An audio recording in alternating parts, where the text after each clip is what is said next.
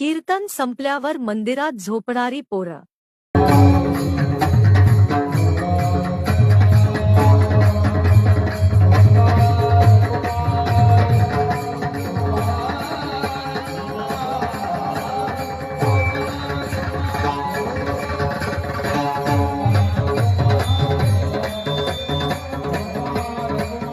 बायका मिळालं या 18-22चे भंगरी जरा नीट आहे का?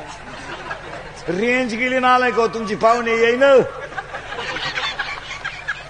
बायका सुद्धा खालून आणावं लागल्या नांदेड परभणी चलो. कुमार